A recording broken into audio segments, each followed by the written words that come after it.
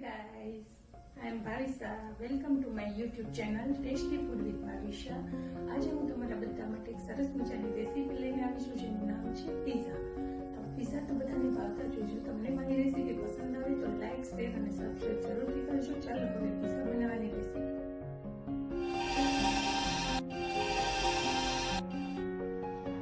Recipe બનાવવાનું શરૂ કરીએ.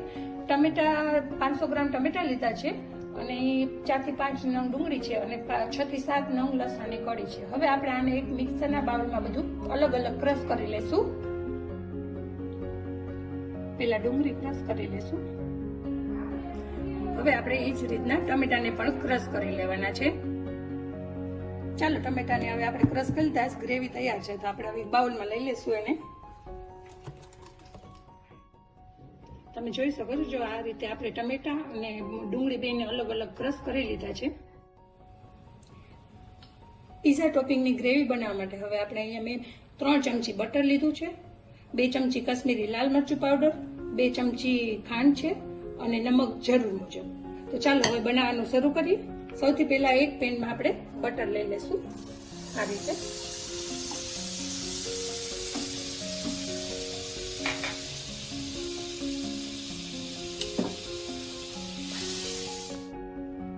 હવે આપણે એમાં ગ્રેવી એડ કરશું.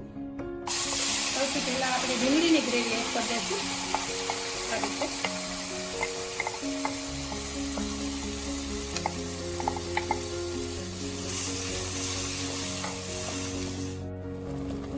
આપણે આમાં નમક ઉમેરી બ્રાઉન કલરની થાય ત્યાં સુધી આપણે આ ગ્રેવીને સાતડવાની છે. હવે આપણે એમાં ટમેટાની ગ્રેવી એડ કરશું.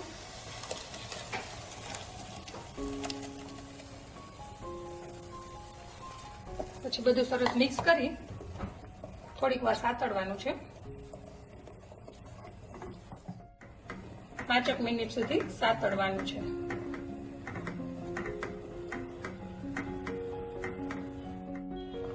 હવે આપણે એમાં કાશ્મીરી લાલ મરચું પાવડર ઉમેરશું 2 ચમચી જેટલું અને 2 ચમચી જેટલી ખાંડ એડ કરશું.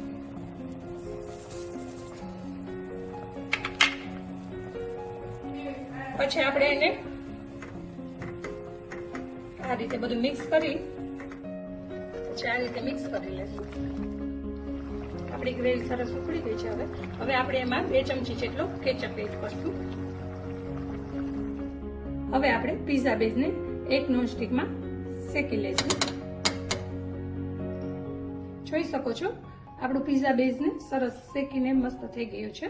હવે આપણે એની ઉપર ટોપિંગ લગાવશું બધું. પિઝા બેઝ આપણો શેકાઈને રેડી થઈ ગયું છે. હવે આપણે આ બધું રેડી છે. હવે આપણે એની ઉપર ટોપિંગ કરશું.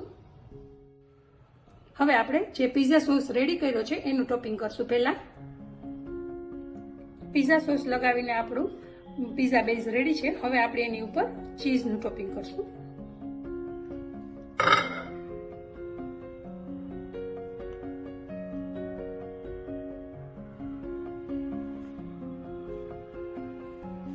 ચીઝનું લેયર રેડી છે. હવે આપણે એની ઉપર રેડ પેપ્રિકા, પછી બ્લેક ઓલિવ્સ અને ગ્રીન ઓલિવ્સ આપણે ટોપિંગ કરશું આ રીતે. હવે આપણા પિઝા ટોપિંગ થઈને રેડી છે. હવે આ પિઝાને તમે ઓવનમાં અથવા તો નોનસ્ટિક પેનમાં આપણે ચીઝ મેલ્ટ થાય ત્યાં સુધી બેક કરવાનું છે.